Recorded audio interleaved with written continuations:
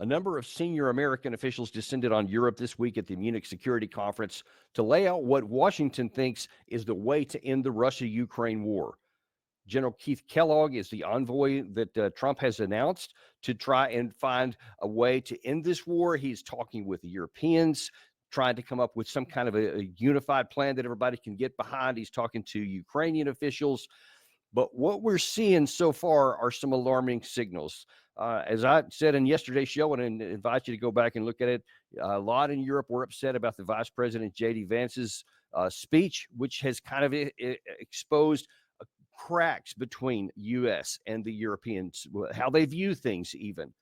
And on specifically the issue of trying to reach an end to the Ukraine war, General Kellogg today and yesterday exposed even more cracks. And you're starting to see the outlines of something that's a problem. You have the United States unequivocally wanting the war to come to an end, to try and end the carnage and the devastation and bring this war to a conclusion and move on to whatever's next.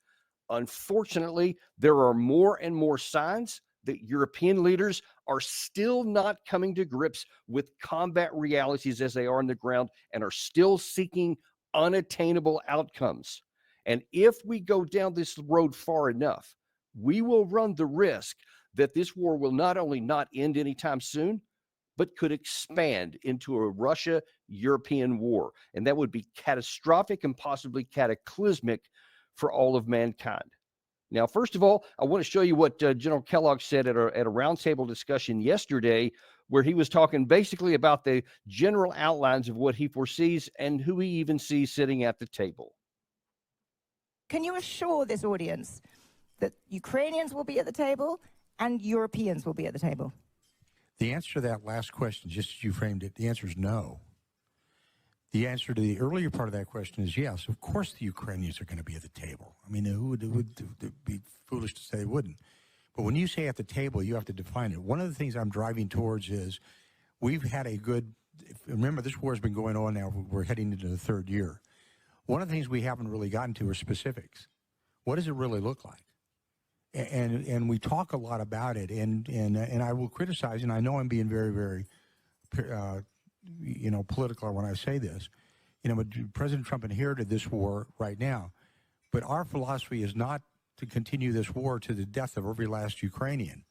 The intent is to stop the carnage, stop the war, make sure it's reasonable, making sure the sovereignty stays intact. But we're going to get to specifics about it. When you say sitting at the table, in all probability, there's really going to be one of the reasons I'm here is for the input, obviously. But when you sit at the table, there's two protagonists when you look at it, and there's one hopefully to be an intermediary.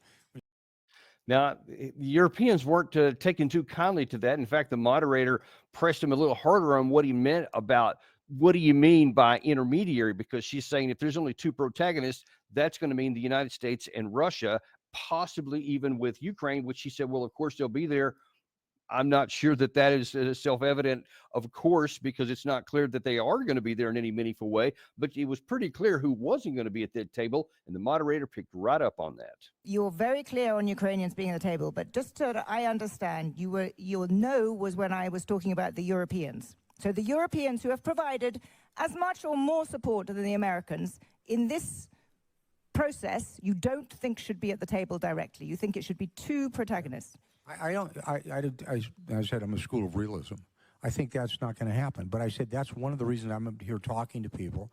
One of the reasons we're going out, we're doing it, to making sure that their positions are well known, that when we go into these positions, they're well stated. Now, that may be great, like fingers on a chalkboard. That may grate a little bit, but I'm telling you something that's really quite honest. So if you, part of the problem that we looked at when you looked at Minsk too, there was a lot of people at the table that really had no ability to execute some type of peace process, and it failed miserably. So we're not going to go down that path. Okay, so you could see the moderator was really aggravated and barely held anything back when she says, you're telling me that Europe, who has given all of this stuff, and it wasn't, you could see Kellogg just kind of let it go like water off a duck's back. He just kind of ignored that. But then he went on to the next part there where, and this is going to be something that's really important for multiple reasons. He said the Minsk agreements were a disaster. He said, we're not going to go down that path again. That echoes what Secretary of Defense Pete Hegseth said a few days earlier when he said there would be no Minsk 3.0 because it was a disaster. Now, of course, that's matching what you hear from a lot of the Russians. They're saying there won't be any Minsk agreements as well. Now, that has, we're going to come back to a minute here in a little bit on what the Russians think about Minsk, because that's also vital to understand how this war can come to an end or what risk there is that it escalates.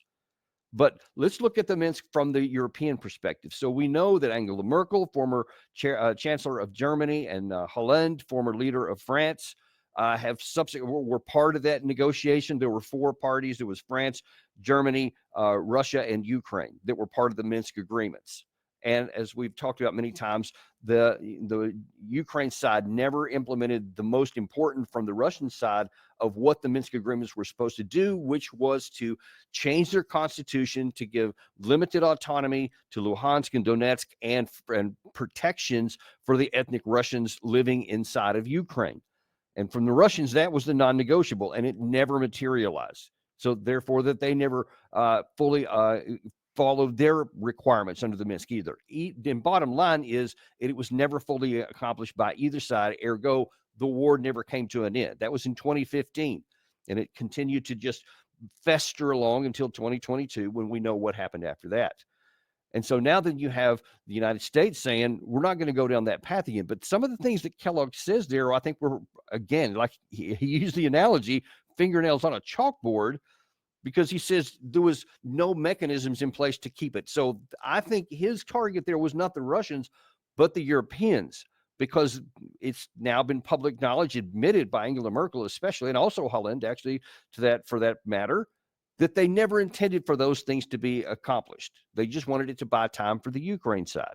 Well, now you seem to be having Kellogg sitting there saying, okay, we're going to have some kind of an agreement this time that there's not going to be the wiggle room. There's going to be some kind of enforcement mechanisms. And again, implications in his comments there, he didn't say it specifically, but the implications are he's talking more about the European side than he is the Russian side. And I think that there's probably some, I see that there's some reasons why he may say that, because when you look at other things the Europeans are doing and saying, there is very little evidence that they want this war to come to an end, at least not on terms that they don't like. And that's really the bottom line here. You're going to see a number of comments here and preparations by a number of European leaders that indicate that they're actually more interested in either dragging this thing out a long time, which seems insane to me, but you're going to see Sikorski from Poland say that in a minute. Or I think there's still some that think, yeah, but if we hold out a little bit longer, we can win, because they are still absolutely unwilling to acknowledge the ground truth reality that the war has been decided past tense. The outcome of this war is already known. The Russians won.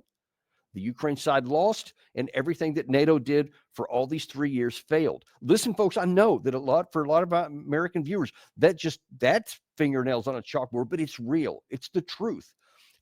For taking an unemotional look at the battlefield and all of the elements of combat power, of national power, economic power, everything that goes into making combat capability at a national level is irrevocably on the Russian side and growing. It still is increasing on the Russian side. And that makes sense. It's not hard to figure out. Russia went on to something close to a full-on military war stake. Economically, manpower-wise, militarily, and most importantly, defense industrial. They have dramatically ramped up what they were doing prior to the war, and they are now able to sustain indefinitely this war economy. So that means that all of their factories are cranking out. They're coming up with new weapons of war, new technologies of war. They're continuing to iterate because they're at scale. They are at scale. Nobody in the West is on a war footing. Nobody is at scale. It's hard for me to understand how these intelligent people, and they are all smart people, can't see those basic fundamentals. Just do math, man. If you see that Russia is producing at scale and they have millions plural, more men that they could put into the war. They haven't even done forced mobilization other than that one in 2022, a single round of it. They haven't even gone to it because they have been able to, with bonuses and other kinds of inducements, to be able to get enough people to volunteer and join it to offset losses to the extent that they're now somewhere between 1.3, 1.5 million men, larger by far than they were in 2022.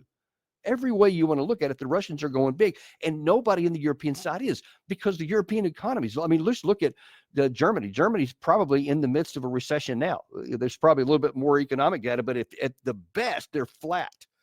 So they don't have the money to suddenly ramp up to, as Secretary Hegseth suggested, 5% of GDP. I believe that the Russian military right now is around 12% of GDP. A handful of European Union countries are at 2%. I think like 20. So more than it was, but that's a very small amount. That's a peacetime number. America's at 3.5%, depending on what day you want to look at it. So you see that compared to what Russia is, nobody in the West is doing anything. That means there are, not a huge expanse in industrial capacity. They haven't hired the personnel that's necessary. I'm talking about to build the weapons of war that you need to sustain something long term. It just doesn't exist, except in their minds that they want it to. And they're saying, look, we just don't want it to end this way. We want Russia to lose, and they still want Putin to fail. That's the thing so far, and you'll see this in comments here and things that have been said already. Europe is not mentally at a place where they can even conceive of reaching a negotiated settlement, which is why the gap between the United States and Europe is starting to grow and to get bigger.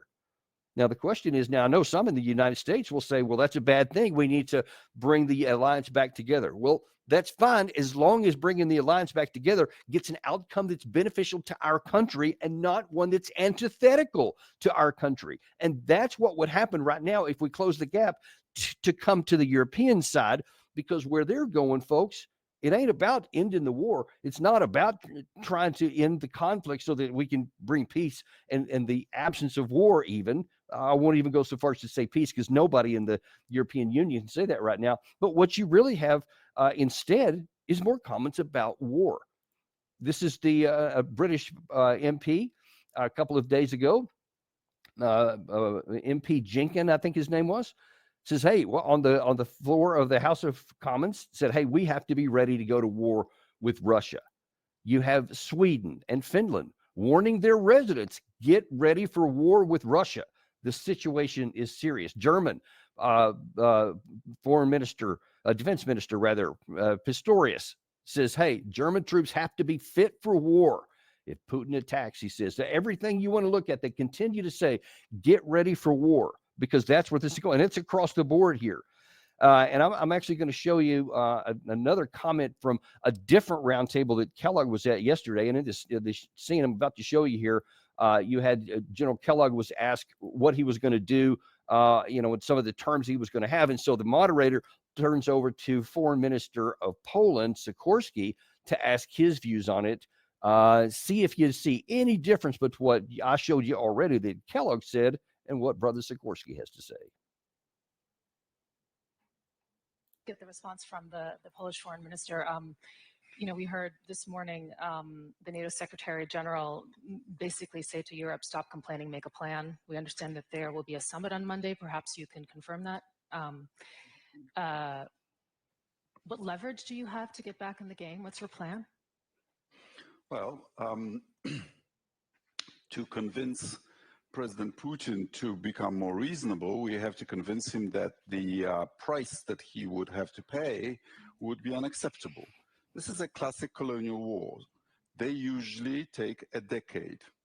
Look at Vietnam, look at Algeria, look at Angola, Afghanistan. Shorter than that is a bonus. Russian economy is starting to suffer. If we convince him that we are not eager to go back to business as usual, that we can sustain it for longer than he, then he'll make a deal. So our plan should be to stay the course, to continue in Ukraine and to support Ukraine in its defense for as long as Ukraine is willing to defend itself. Okay, that is just crazy to me that you're actually saying, number one, I mean, let's just look at a few of those things there. He's saying colonial wars last a decade. That's the standard you want to use? That's the template you want to go down? You want to fight a colonial war? And you're talking about a decade, folks. We're 3 years in about a week or so. And you're talking a decade at least, he said. So you want to continue fighting this war for another decade, for the better part of a decade? And then you think that somehow, that even though I just told you that Russia is in a wartime economy and Europe is not, and you want to see who's going to outlast the other first? Germany, their economy is already teetering on the edge, and you want to put that at risk to see if they can outlast Russia? Listen, folks, this is an existential fight for Russia. This didn't start on February 2022 for them. This started, in a certain sense, in 2008, when NATO first said that they were going to bring Ukraine and Georgia into NATO, and especially in 2014. They've been fighting this war ever since then, and it just escalated to a higher level. So the mentality, and look, you don't have to agree with anything in Russia. You can hate them. You can disagree with everything that they say and undercut all their arguments. It doesn't make any difference about that. What matters is, though, what is the mentality of the other side? And if you want to get into a tit-for-tat kind of long-term war to see who can bleed the other dry, goodness gracious, that's a bad gamble, because the fundamentals aren't on your side. And then you have him going on to talk about, keeping it going for a decade, and we're going to support Ukraine for as long as it takes. I mean, that sounds like, treading Joe Biden, who said that the whole time, and there was no strategy for it. He has no strategy here either. He has an emotion. He's leading with his heart at the expense of his mind, because the fundamentals simply aren't there. There is no plan to just say, we'll take it out to a decade. I mean, how do you suppose that? I mean, and I'm talking, you need to have a resourced plan and some expectations that there will be milestones that can be hit. Here's what we'll do to Russia. Here's what we'll be able to do for our side. And here's how the Ukrainian people, oh, wait a minute, that was never considered. It's so funny. You have so many of the Europeans upset that they're not being considered in this negotiations and the talk about who's going to be sitting at the table, and they're oblivious to the Ukraine men who are fighting the war. He's talking about a decade. Folks, I don't know that the Ukraine military can survive another 7 months, much less 7 years. I don't care how much stuff you give them. That's one of the problems that even some of the UK folks have. They keep thinking if you give enough stuff, that somehow that's going to win. But folks, it's almost redundant to keep saying this, but apparently the message doesn't get through. Wars are won by men, not money, not even machines. You've got to have money and you got to have machines. But folks, if you don't have the manpower, and that doesn't just mean numbers, that means trained and capable manpower, you will never win a war. And that just is oblivious to the Europeans. They are so caught up with their hatred for Vladimir Putin that they can't even see straight here. And, that's having a lot of issues here on the ground. And listen, it's not just in Europe, unfortunately. I mean, here's Brother Lindsey Graham, who seems to be right in line with Mr. Sikorsky. Here's what I think is going to happen. I think he's going to find a way to end this war in a fashion that Putin would be a fool to do it again. Very quickly. How do you deter Putin? You arm this guy to the teeth. Yeah, you give him a bunch of F-16s, not a few F-16s. You give them ATACMS, you give them tanks, because they will fight. Remind me not to invade Ukraine, okay? And you see Zelensky sitting there all like, yeah, that's going on. That's exactly what you heard people in the crowd cheering. Said, yeah, here. That's exactly what we do. Arm them to the teeth. Just give this stuff, because they hate Putin so much, they just can't even contemplate bringing this to an end. And I assure you, that message from Lindsey Graham was most eagerly heard by the guy sitting right next to him. Only our army in Europe has real modern battlefield experience. But our army alone is not enough too. And we need what you can provide: weapons, training, sanctions, financing, political pressure, and unity.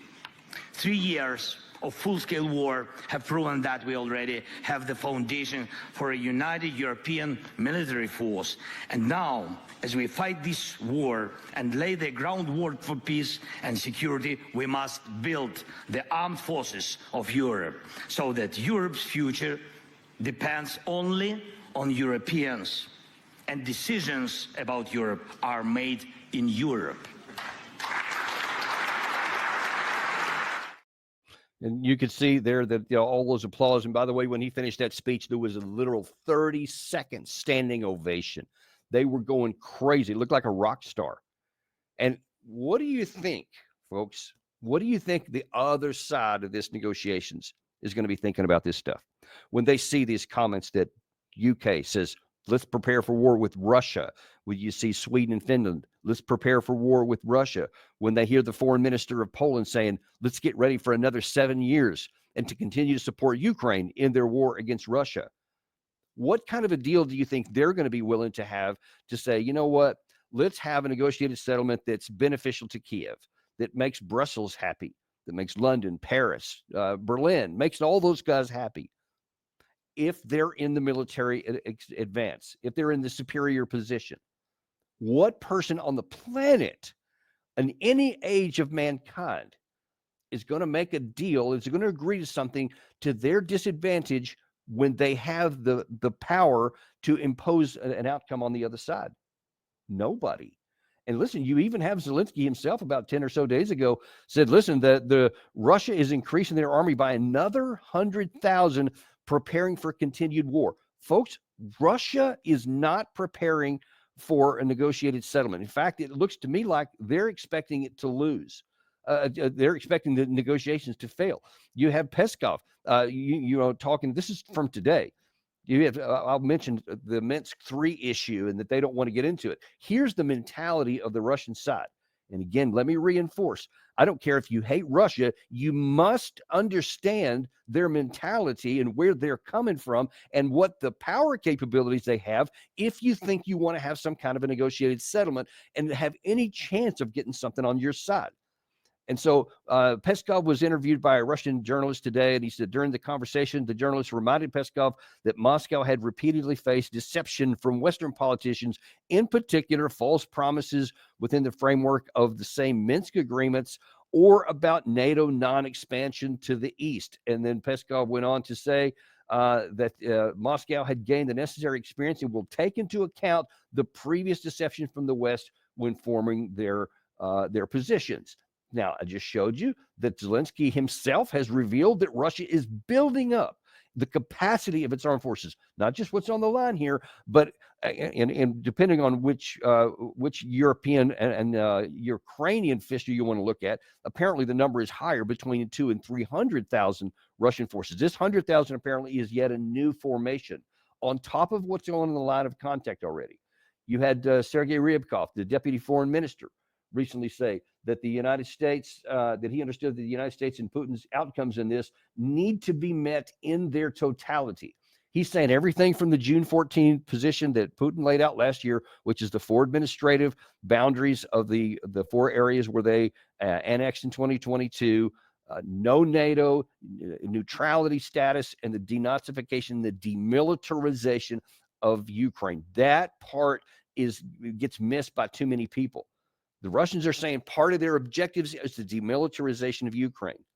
There is no way in this earth that they're going to settle for something that leaves Ukraine in a stronger position that's going to allow NATO in any way, shape, or form to come in. You've seen a lot of people in Europe talking about this European NATO, not NATO force, but a European peacekeeping force of some sort, possibly up to 100,000 troops. I don't know where they would get those troops from. But that's what some of them are saying that they want, because they want anything that's going to put a military buffer, Western troops on the Russian border, which they will never accept. And here's the thing you got to get. They don't have to. Look at what Russia has done in the past. You don't want to listen to what they're saying. Look what they've done. When the war first started, within days, Putin is already saying, we're willing to have a negotiated settlement, even before anything turned south for him. He said, we're willing to have a negotiated settlement if it's something close to what the Minsk agreement were. And that would have resulted in autonomy for virtually all, except for Crimea, all of Ukraine, to include the Donbass, if a deal had been reached in April of 2022. There was the deal at Istanbul, talked about that a lot of times. That would also have ended it right there. Again, for the most part, it would have been political autonomy, even for the Donbass here, and the Russian forces, they had agreed, would have withdrawn from Ukraine. But every time that you were in those negotiations and during the time, Russia didn't stop fighting. They continued fighting every day. And when those talks collapsed in later April, the Russians just simply continued on fighting. There was several other, at least 2 other iterations over the next 2.5 years where Russia was talking peace. They were behind the scenes. They were, seeing if there's any room for negotiated settlement. But at no point did they stop fighting. That's the template. That's what they'll do here because they're in the military superior position for all the reasons I just mentioned. And you see it playing out every single day on the front line.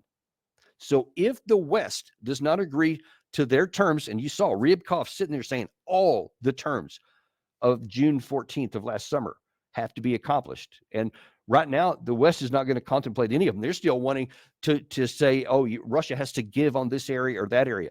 And I get it.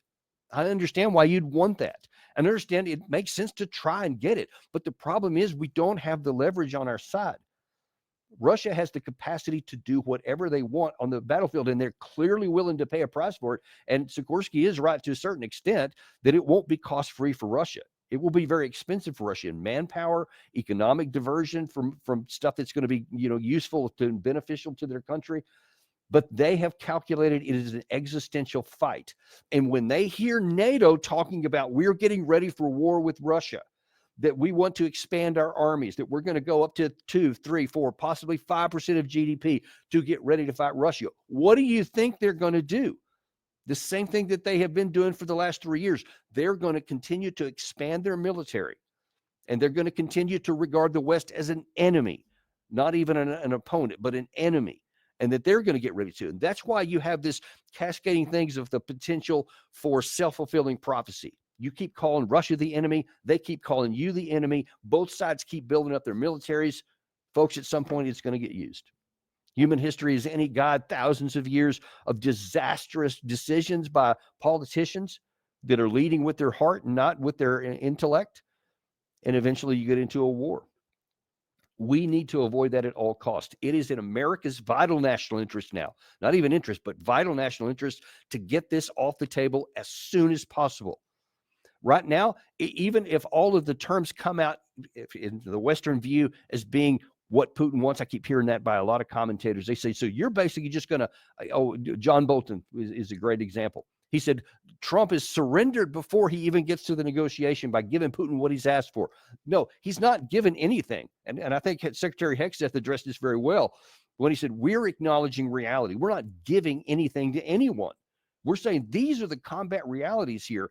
And we need to end the war on those realities on the best terms we can get the war off the table and start the process of rebuilding for Ukraine, stop the daily deaths, possibly in the thousands for the Ukraine side, and start the very long, and now it's going to be laborious process of trying to reestablish some kind of security architecture for all of Europe so that nobody has to get into a war.